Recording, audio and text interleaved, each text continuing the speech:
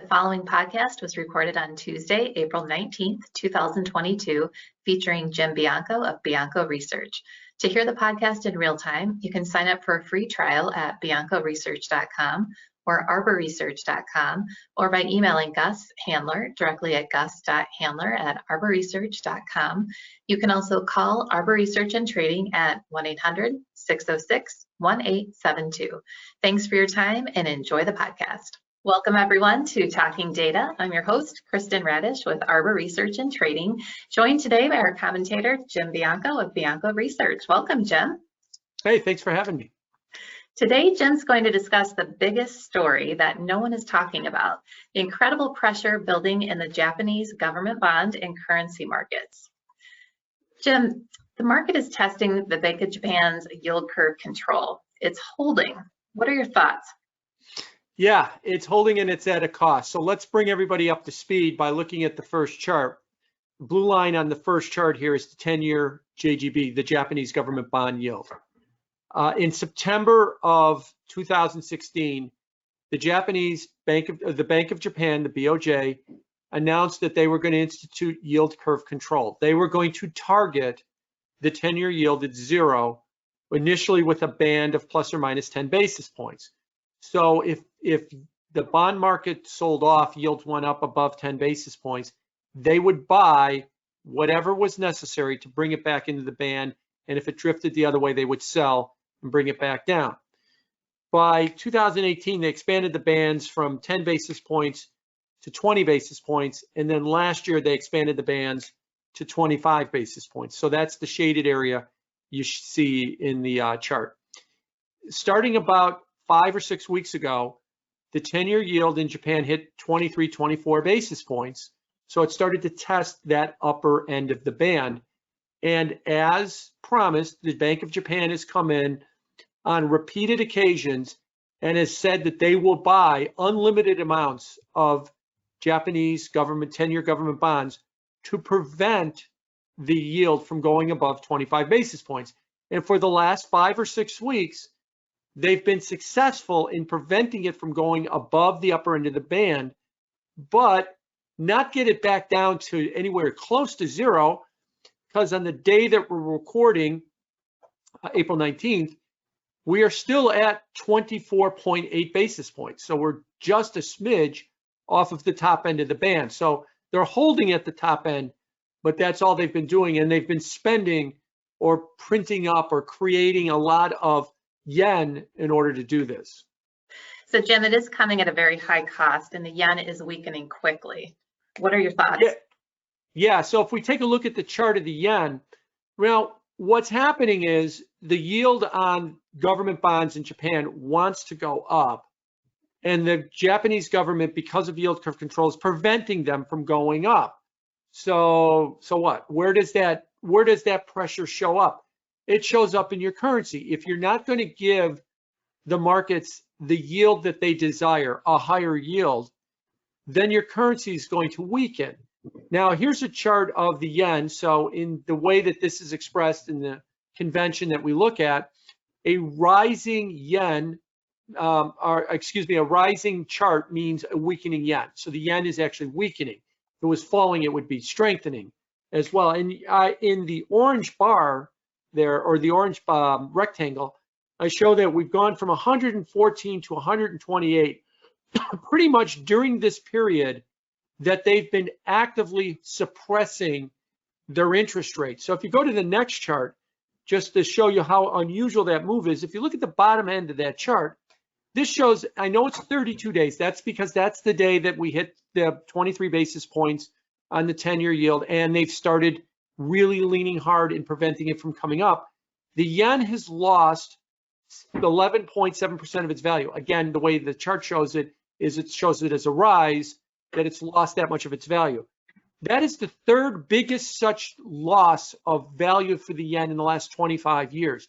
And unlike the other two, which were coming off of a period of yen strengthening, so it was weakening after a big bout of strengthening, the yen is already at a 20-year extreme.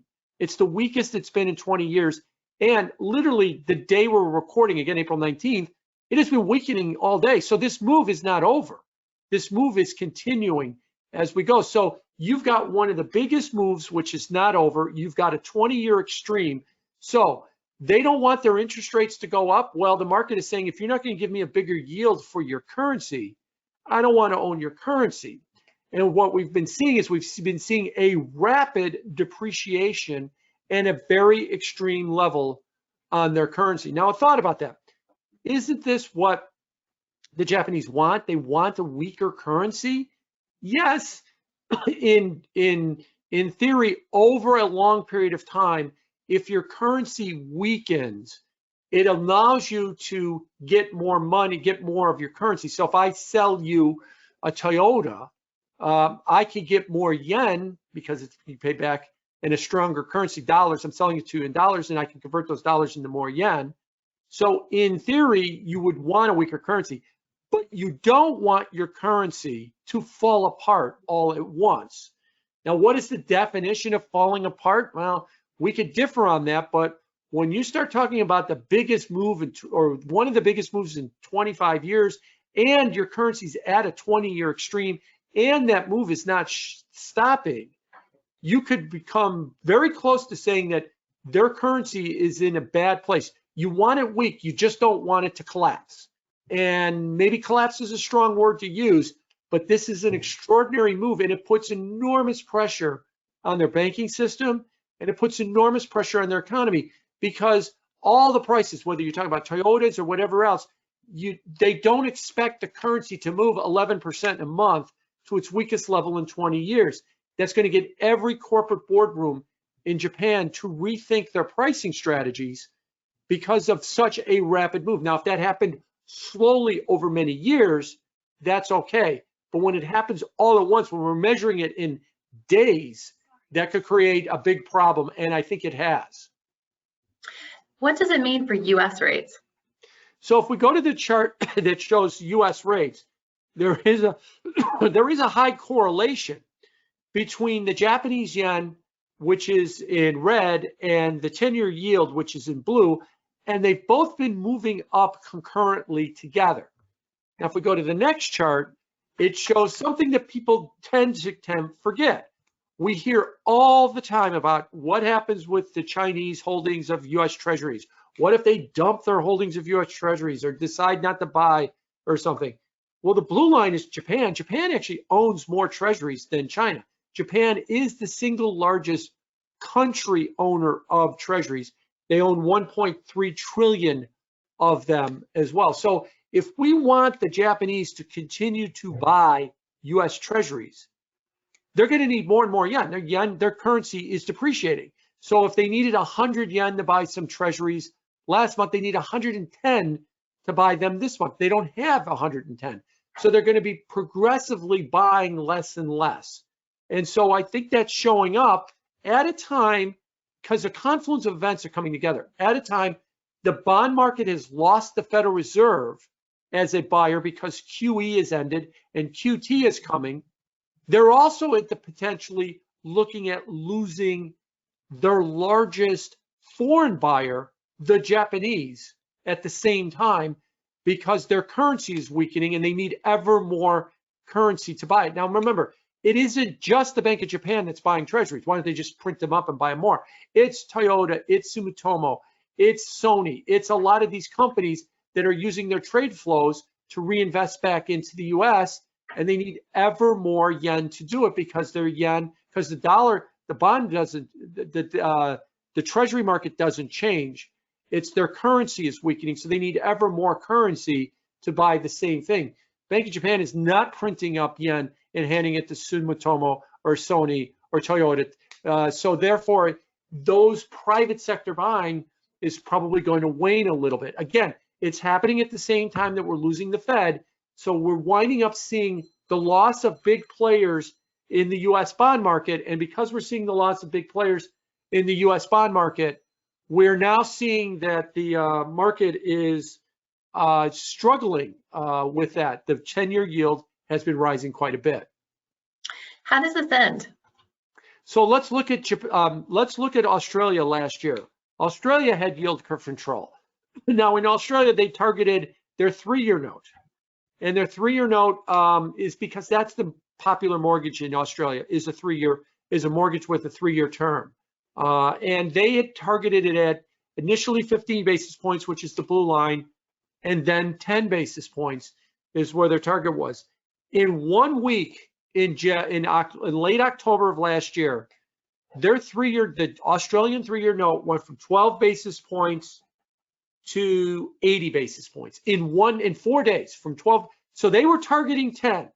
It went to 11. They were trying to stop it. They went to 12. They were trying to stop it. Then in 4 days, it shot up to 80. And then the Australian Reserve Bank of Australia had a meeting the following week, and guess what they announced? Oh, yield curve control was a success. We're done with the program. Yeah, it blew up in your face, and that's why you're done with the program. And now their yield is 202.2% or 220 basis points. 6 months ago, it was 12 basis points. So usually what happens with yield curve control is, and we saw this in the 60s when we tried it, and we saw this with Australia now. It works, it works, it works. It's great, it's great, it's great.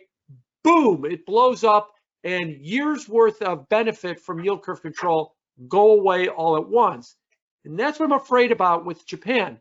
Yield curve control has worked and worked and worked for 6 years. It's kept their 10-year yield somewhere around 0, plus or minus 25 basis points. Good policy, good policy, good policy. But now that they're leaning on the edge of that policy, it's hurting their currency. The Bank of Japan can either defend 25 basis points on its yield, or it can defend its currency. It can't do both. For now, it is picking defending 25 basis points. At some point, if their currency keeps weakening, it might force them to abandon that policy and stop their currency from weakening. Not that they don't want it to weaken, they don't want it to weaken this fast. It creates all kinds of problems for their economy and for corporate governance if it weakens this fast. So look at Australia. When these programs, and these programs don't work, then everybody gets to slap each other on the back and go, what a great job we did, and leave. They usually work, and then they explode. They create all kinds of problems, and then they say, well, I guess we can't do it anymore. And that's where we might be in the case of Japan. And while Japan matters is because they are a gigantic buyer of treasuries. If they stop defending the JGB and they let its yield go above 25 basis points and it goes up big, it might become competition for the US Treasury. So the Subutomos and the Sonys and the Toyotas might say, instead of sending $1 trillion back to the United States, maybe we'll just keep it here and buy JGBs. Another loss of a buyer for the US at a time when they've lost the Fed as well too. All of these things happening at once is not a coincidence. It's usually when you stress a financial system that you get a lot of things happening at the same time. The stress in the financial system today is inflation.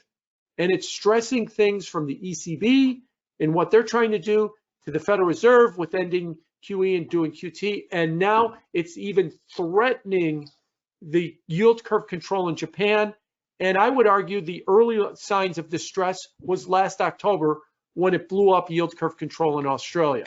So a lot of things are happening, and it matters for all of us. This alone is not the reason that yields have gone up, but it is contributing to it. The Fed alone ending QE is not a reason for yields going up, but it is contributing to it. Inflation alone is not a reason for yields to go up. It is contributing to it.